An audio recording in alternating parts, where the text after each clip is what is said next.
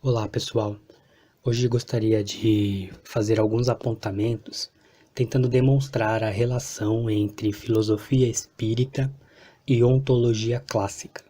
A ontologia clássica quer designar aqui não apenas cronologicamente, se referindo ao período da Grécia, onde o estudo sobre o ser, que é o objeto específico da ontologia, foi profundamente desenvolvido, mas quer também dizer clássico no sentido de que o estudo da ontologia se pauta, sobretudo, em asserções, em postulados apodíticos de absoluta certeza, sobre os quais é impossível refutá-los. Um desses postulados é o que diz alguma coisa há, ou seja, alguma coisa é, alguma coisa possui o ser e não o nada. A nossa própria experiência diária confirma isso. Nós temos experiência de alguma coisa e não de nada. E a experiência dessa alguma coisa nos dá a sensação da realidade, a sensação de ser e do ser ao qual vivemos e estamos, por assim dizer, imbuídos em seu seio. Então, o que tem a filosofia espírita a dizer sobre o ser? Na reflexão iniciada no Livro dos Espíritos, logo na questão 958, Kardec pergunta: por que tem o homem instintivamente horror ao nada? A resposta é direta e diz: porque o nada não existe. Ora, se o nada de fato existisse, logo não poderia mais ser designado como nada, e sim como alguma coisa que faz ele existir. Sendo o nada apenas uma abstração sem conteúdo da nossa mente, ele não pode designar alguma coisa de real. Logo vemos que é um conceito ilógico, entrando em contradição até em dizer que é um conceito. O nada é nada. No item 10 do livro A Gênese, no capítulo da natureza divina, Allan Kardec discorre do seguinte modo: Deus é eterno, isto é, não teve começo e não terá fim. Se tivesse tido princípio, houvera saído do nada. Ora, não sendo nada coisa alguma, coisa nenhuma pode produzir. Ou então teria sido criado por outro ser anterior, e nesse caso este ser é que seria Deus. Se lhe supuséssemos um começo ou um fim, poderíamos conceber uma entidade existente antes dele e capaz de lhe sobreviver, e assim por diante ao infinito.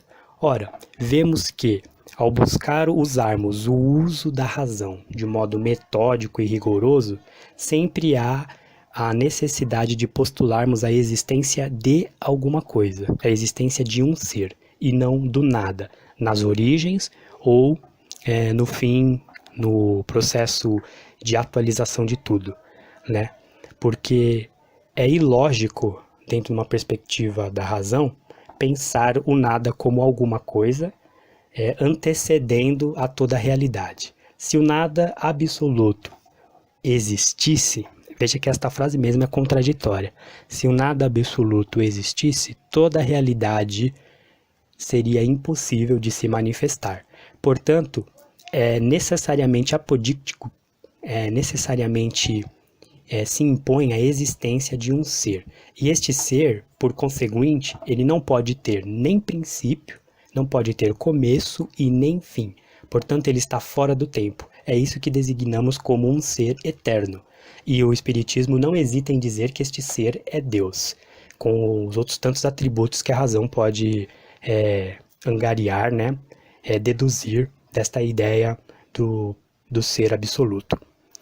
Então, vemos que na cosmovisão espírita, ela se funda sobretudo e necessariamente nesta ideia de um ser supremo, de um ser eterno, de um ser absoluto que antecede a toda a realidade e que é mesmo a fonte e causa de toda a realidade. E que o nada é um puro fato, uma voz mental, um fato da mente, produzido por nossas mentes, mas que não tem conteúdo na realidade.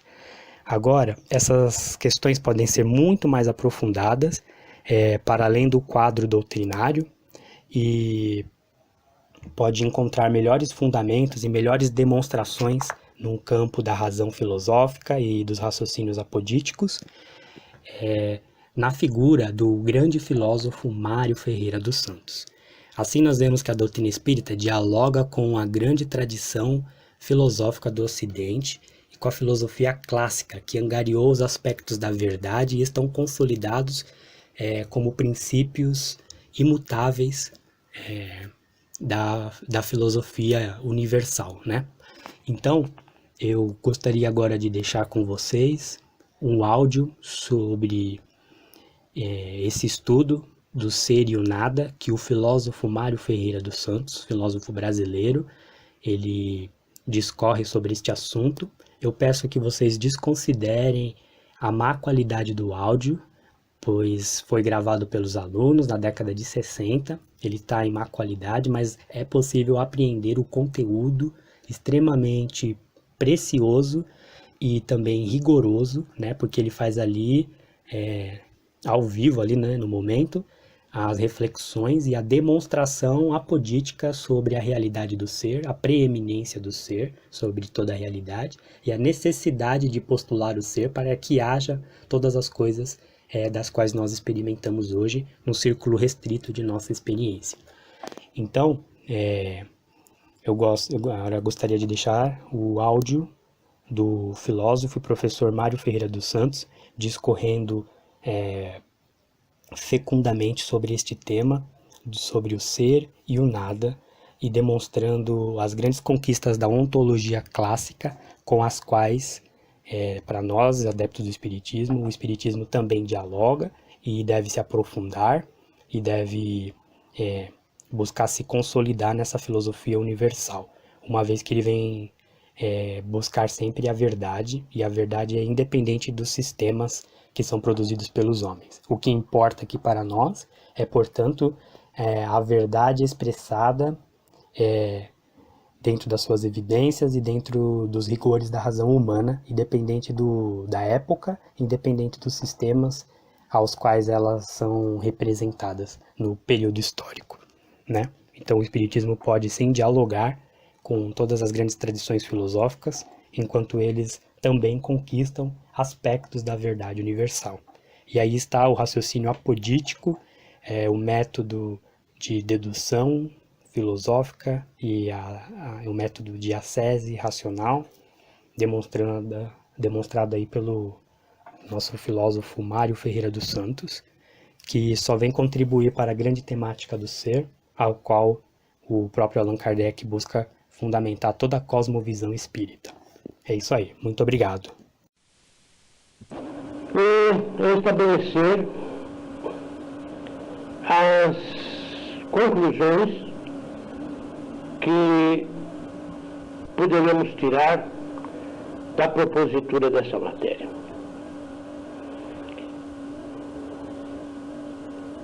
O nada absoluto, o nulo, seria a ausência total e absoluta de qualquer positividade, de qualquer ser.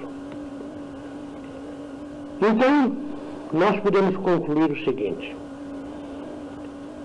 se alguma vez tivesse havido um nada absoluto, nessa vez o ser não poderia ser possível. E também não poderia ter sido nunca possível. Ora, se o nada absoluto é a ausência totalmente de ser, e sendo a possibilidade um modo de ser, ou seja, a capacidade de vir a ser efetivamente, deste ou daquele modo, o nada não poderia de forma alguma ser portador e incluir em si, nem subjetivo, nem objetivamente, qualquer possibilidade de ser. Então, neste caso, dado o nada absoluto. Seria impossível haver qualquer possibilidade de ser nele. E também não poderia haver fora dele, porque se está postulado um nada absoluto, não poderia haver um ser que fosse o fundamento dessa possibilidade. Consequentemente, se alguma vez se deu o nada absoluto, necessariamente não seria ele portador da possibilidade de ser, o ser não seria possível, e também nunca desse nada poderia surgir a possibilidade de ser. Ora, se nós partimos da nossa experiência, nós partimos da realidade do ser. Nós temos a experiência do ser. E da realidade nós podemos concluir a possibilidade. Então, podemos dizer que o ser é possível porque o ser há. Nós temos a experiência do ser, portanto, o ser é possível. Podemos dizer, portanto, que o ser é possível porque o ser há. Ora, se o ser é possível, porque há, então, de modo algum, se deu aquela situação em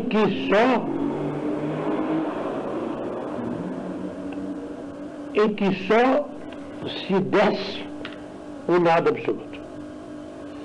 Porque a possibilidade do ser fundada na realidade prova de modo definitivo a impossibilidade do nada absoluto em qualquer momento. E por quê? Se tivesse havido, se tivesse se dado o nada absoluto, então nunca mais teria sido possível o ser. E o ser é possível, porque o ser há. Então, não nos resta outra possibilidade do que concluir o seguinte: se nunca houve nada absoluto, então sempre houve alguma coisa, algum ser. Essa possibilidade de haver o ser pela ausência do nada absoluto é agora também absoluta. Já que esse sempre haver de um ser é absoluto, devido à impossibilidade da posição contrária, isto é, a impossibilidade de ter havido em qualquer momento o nada absoluto. Concluímos daqui uma série de sentenças que eu vou analisá-las tanto quanto for possível para a sua melhor inteligência. Nós partimos de um ponto condicional, se houvera ou não o nada absoluto, e nos permitiu estabelecer alguns postulados. De uma realidade, nós concluímos a possibilidade da realidade do ser, concluímos a possibilidade do ser. Postulada a possibilidade do ser, ela está em contradição com o nada absoluto, porque se tivesse havido o nada absoluto, a possibilidade do ser seria impossível sempre. E havendo a possibilidade do ser, agora, partindo nós da realidade que nós vivemos, aquela afirmativa estaria em contradição com a primeira, porque uma afirmaria a posse, a presença da possibilidade, e a outra afirmaria a ausência da possibilidade sempre, incluindo, consequentemente, ainda esse instante no qual nós estamos concluindo a possibilidade fundando-nos na realidade. De maneira que essa possibilidade que se dá agora refuta de modo categórico e absoluto, apoditicamente, necessariamente, a possibilidade do nada absoluto de ter a vida em qualquer momento. Então, depois dessa possibilidade, conclui-se também a validez da condicional e a impossibilidade de não haver o ente. Portanto, é impossível não haver o ente. É impossível não ter havido o ente. O que vem afirmar não só a possibilidade de haver o ente, mas a necessidade de ter havido sempre um ente, pelo menos. Essa possibilidade postula, por sua vez, de modo apodítico, a impossibilidade de não haver. Então, consequentemente, o haver necessário. Desse haver necessário, o ser necessário. Porque necessariamente deve ter havido um ser para dar a possibilidade de serem os outros seres que se efetivaram. Ora, desse ser necessário, nós partimos para a ideia de Deus. Então nós vemos que o postulado de Santo Anselmo encontra, nessa demonstração que acabamos de fazer, novamente validez. Era possível concluir-se como concluiu Anselmo, fundando-se apenas em demonstrações ontológicas da necessidade de um ser necessariamente. E, consequentemente, este ser o fundamento de todos os seres possíveis que se efetivam. Portanto, a presença deste ser necessário tem que continuar, porque se houvesse um interregno, estabelecer-se-ia então o nada absoluto, o ser posterior tornar-se-ia absolutamente impossível. Conclui-se então esta regra nova que é importantíssima e que modifica um dos aspectos fundamentais no modo de raciocinar. Não exclui as regras clássicas da lógica, mas as completa com esta argumentação. Eu vou ditá-la e aqueles que quiserem escrevê-la que eu faço. Quando a realidade estatue uma possibilidade e esta nega,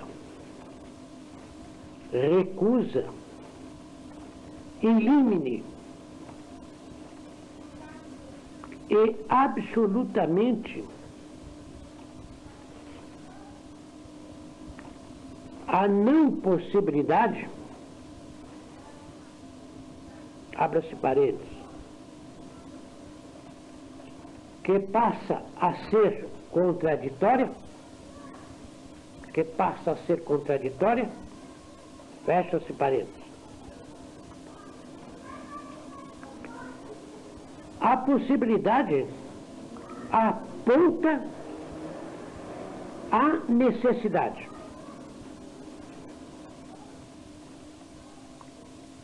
Abra-se parênteses. Não inclusa na possibilidade. Não inclusa na possibilidade. Mas indicada por ela, por fazer ela parte de uma necessidade. Fecha-se parênteses. Muito bem. Está claro? Muito bem. Da realidade do ser, nós estatuímos a possibilidade do ser, partindo da nossa experiência. Ora, esta realidade do ser nega, recusa, in limine e absolutamente a não possibilidade, porque a possibilidade afirmada prova que não tem fundamento a não possibilidade de ser. Muito bem. A não possibilidade de ser afirmada seria contraditório neste caso. Certo? Muito bem. Mas a possibilidade de ser que nós concluímos da realidade aponta agora a necessidade de ser. Não é que a necessidade esteja inclusa na possibilidade, porque nós sabemos que a ordem é o seguinte: a necessidade inclui a realidade inclui a possibilidade. Postulada a possibilidade, não se postula a realidade, mas postulada a realidade, postula-se a possibilidade. Postulada a realidade, não se postula a necessidade, mas postulada a necessidade, postula-se a realidade. Estas são as regras lógicas, as regras do raciocínio. É uma das regras do raciocínio. Muito bem, mas aqui neste caso é distinto, porque nós vamos concluir a possibilidade partindo da realidade. Até aí está certo, estamos dentro das regras normais do raciocínio.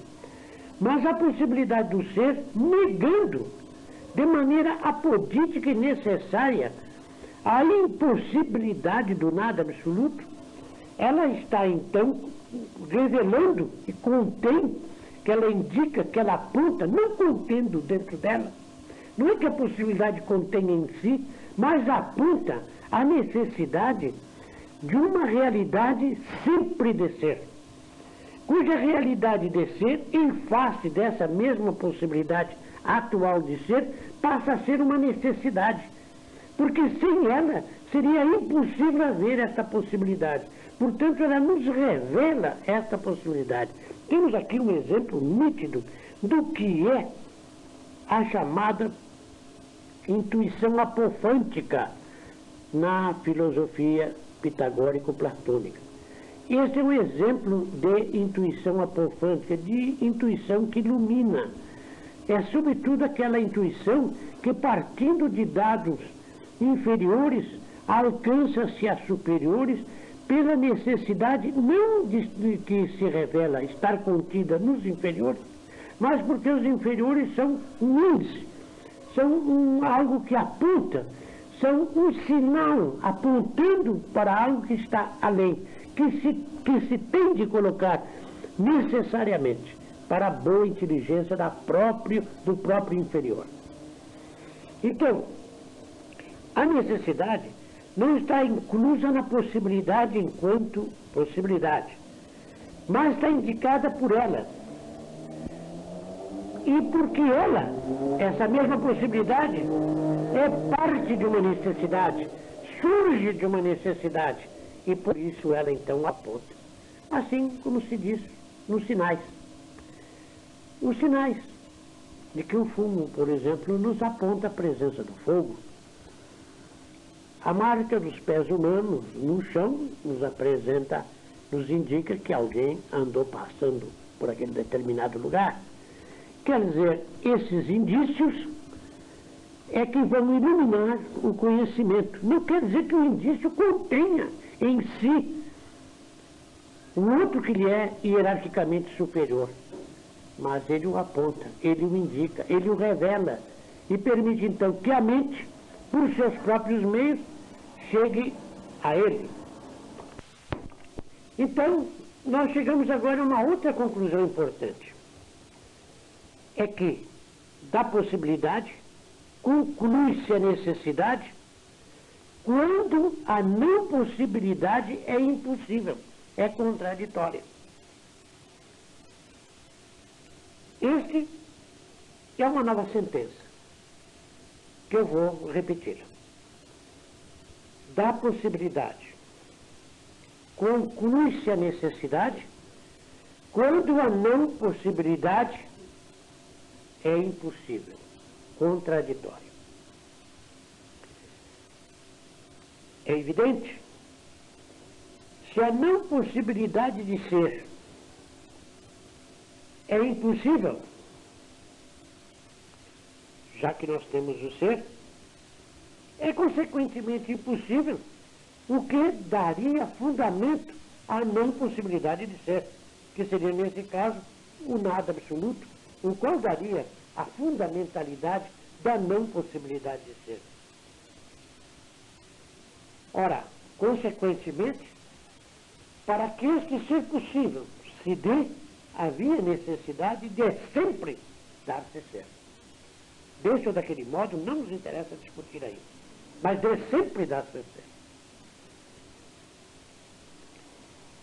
Quer dizer, quando da possibilidade decorre a impossibilidade da não possibilidade, conclui-se pela necessidade. Eu vou repetir.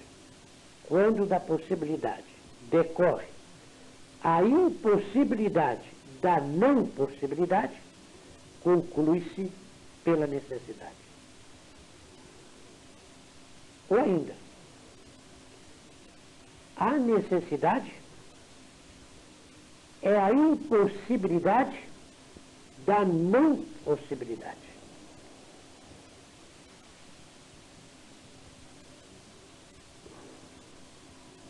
É a negação do não. É a negação do não. Certo? Tomaram nota? Vamos agora, então, prosseguir. Se é impossível alguma vez o nada absoluto, se é impossível alguma vez o nada absoluto, é impossível sempre. Porque, do contrário, seria impossível do ser. É claro, porque o possível tem que ter um fundamento em alguma coisa positiva. Se é impossível alguma vez o nada absoluto, se nós partirmos desta condicional, de que é impossível alguma vez o nada absoluto, antes nós já vimos que é impossível, mas não podemos dizer que é impossível para o futuro. Ainda não chegamos a esta conclusão. Mas se nós partimos que é impossível alguma vez o nada absoluto, é impossível sempre, porque do contrário seria impossível do ser. Vamos ver se este pensamento, se esta sentença está bem fundada. Vamos analisar. O possível é algo que o ser contém de certo modo virtual ou iminente ou formalmente. O possível sustentado no nada é impossível. Então ele terá que estar sustentado em algum modo de ser. Ou ele está sustentado virtual, ou iminentemente, ou formalmente, de algum modo ele está sustentado. Ora, o ser não contém o nada absoluto de nenhum desses modos. Por exemplo, como poderia conter o nada absoluto virtualmente se o nada absoluto seria a ausência total de ser? Não pode conter. Conter nada não é conter. Então não deveria conter nem virtual, nem iminentemente, nem formalmente. O nada absoluto. E mesmo porque o nada absoluto não poderia ser contido porque é absurdo. Em face de não ter sido possível em nenhuma ocasião, dada a possibilidade de ser. Logo, o nada absoluto não podia ser uma possibilidade de ser. Também não é uma possibilidade de ser. Também não é uma possibilidade em si mesmo, porque o nada absoluto não há.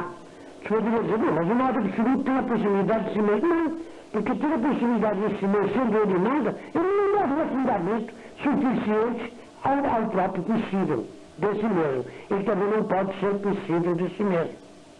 Consequentemente, não pode se admitir ao lado do ser o nada absoluto. Então, consequentemente, não pode nunca dar-se ao lado do ser o nada absoluto. Todo o contexto Gama, que depois iremos analisar, ele não tem fundamento. São ideias sem fundamento.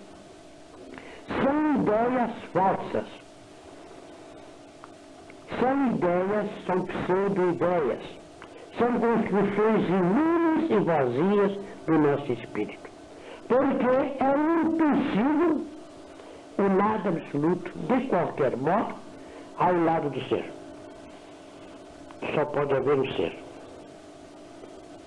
É verdade que, em filosofia concreta, nós fizemos a demonstração da impossibilidade do nada absoluto parcial, porque o nada absoluto parcial torna-se também impossível como o nada absoluto total.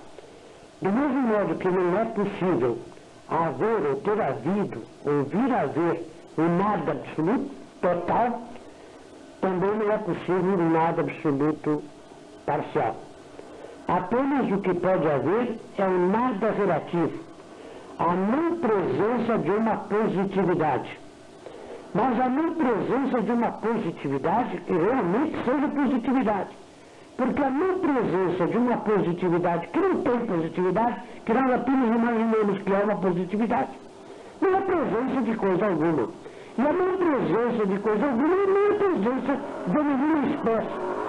De maneira que o não haver de alguma coisa que não tem nenhuma positividade é zero, é nulo, nega-se a si mesmo.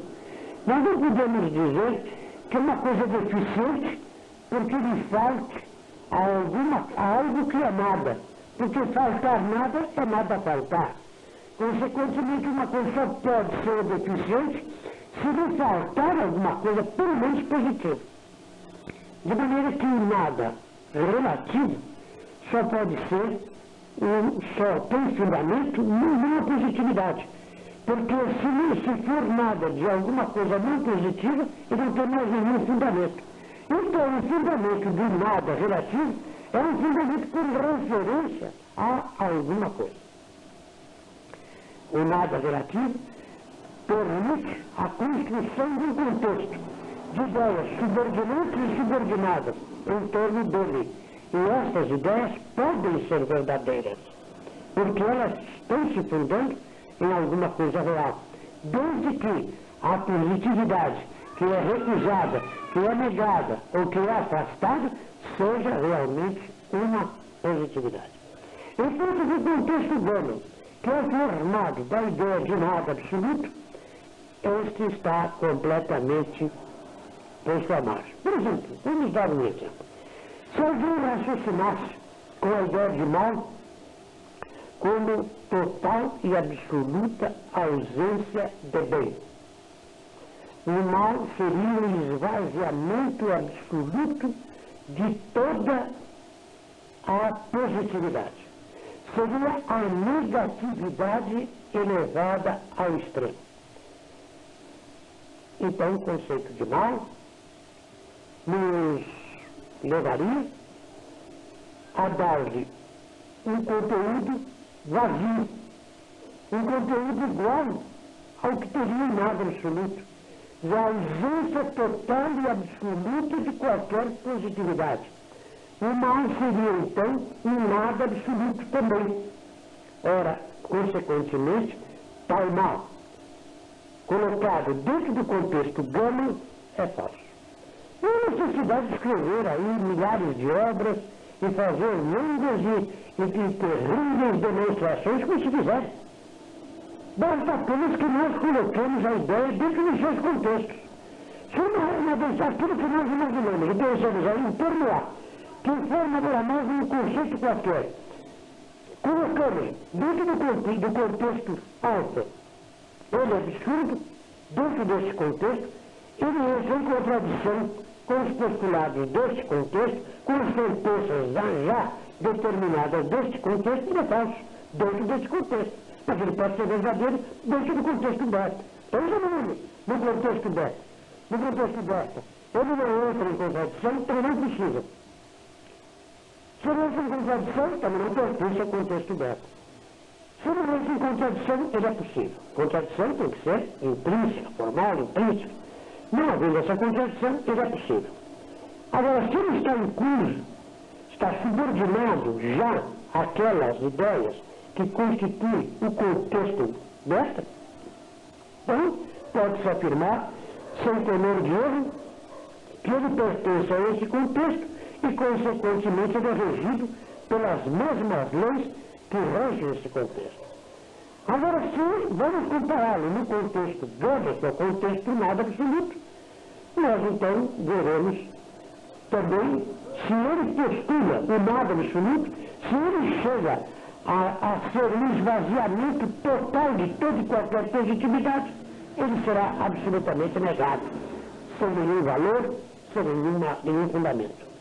Eu estaria então aplicando no quarto, no delta, que é o contexto do nada relativo. Aí poderemos talvez encontrar sua possibilidade ou não. Então, diríamos que sim, por exemplo, o mal pode ser perfeitamente encaixado no contexto delta, o qual contexto delta não contradiz nunca o contexto alfa nem o beta, mas contradiz sim o gama, porque o gama postula o nada absoluto. E se nós postulamos o nada relativo, postulamos pelo menos uma referência positiva e, consequentemente, contradizemos o contexto gama. Muitos poderiam dizer, então nós não precisamos trabalhar com o contexto gama. Precisamos, porque ele nos permite que nós formemos certas ideias que chegaríamos com elas à sua melhor determinação. Por exemplo, vamos tomar o conceito de erro.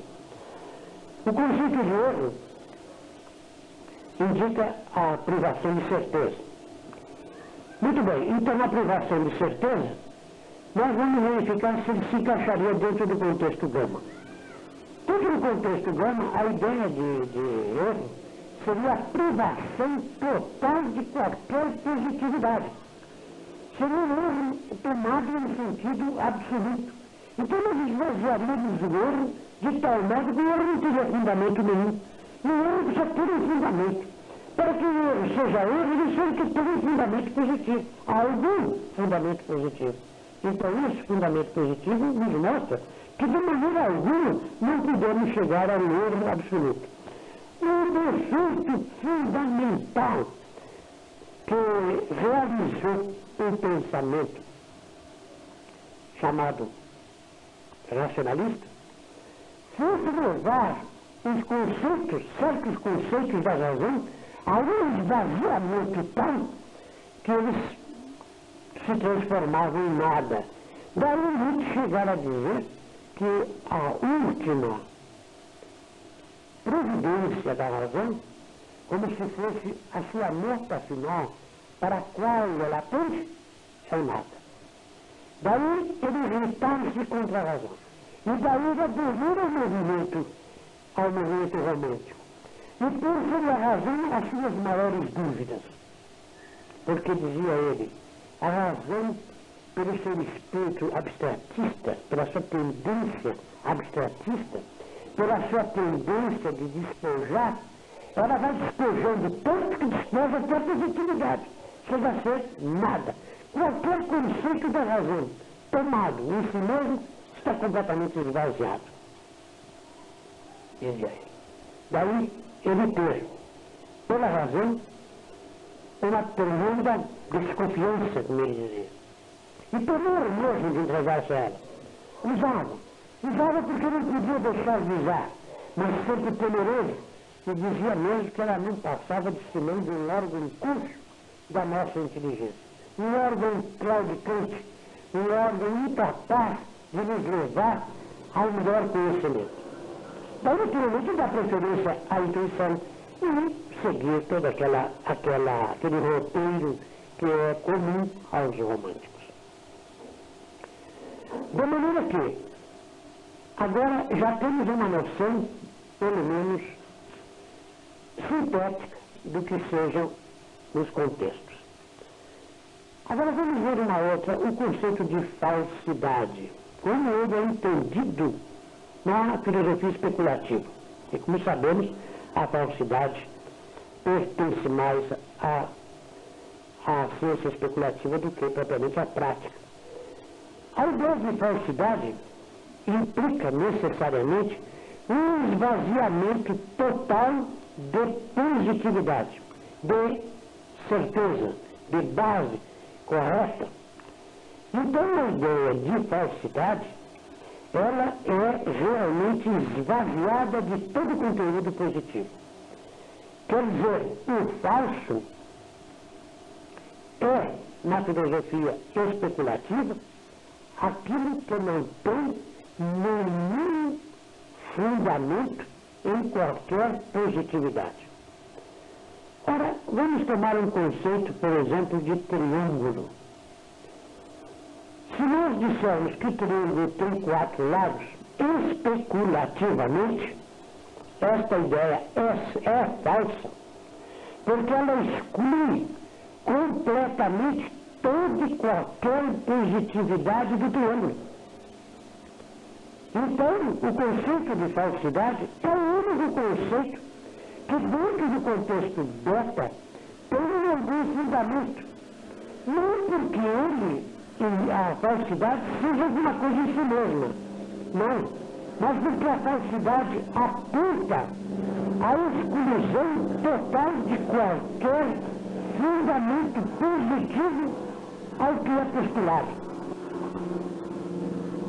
Então, será, consequentemente, a afirmação de uma positividade contrária àquela que a falsidade postula.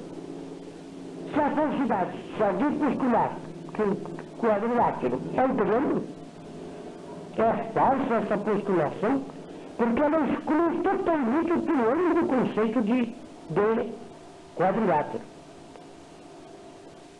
Exclui formalmente. Porque embora nós pudéssemos reduzir o quadrilátero a triângulos, mas nós não reduzimos o quadrilátero a triângulos. O quadrilátero não será a composição de 2 triângulos, porque ele podia ser de muitos. Nós apenas admitimos a possibilidade de dividir um quadrilátero em triângulos. Mas não o quadrilátero enquanto formalmente quadrilátero. De maneira que a falsidade é considerada assim como não tendo gradatividade nenhuma. Contudo, temos aqui um ponto importante onde há uma grande controvérsia na filosofia. Se a falsidade não tem, por sua vez, alguma positividade, e se ela tem alguma vez alguma positividade, ela tem uma gradatividade. Então, poderia dizer que uma coisa é mais falsa do que outra. Propriamente seria dizer uma coisa mais certa do que outra. Mas vamos admitir, vamos raciocinar que seja possível dar-se à falsidade esse sentido. Então nós encontraríamos que uma coisa podia ser mais falsa do que outra. Nós não aceitamos essa tese, porque o falso é falso de qualquer maneira. Dizer-se, aqui estão 16 pessoas, dizer que é 14, ou 13, ou 12, ou 15, ou 17, todos estas afirmativas são falsas. Embora umas estejam mais certas do que outras, mais aproximadas da verdade do que outras, mas todas são falsas.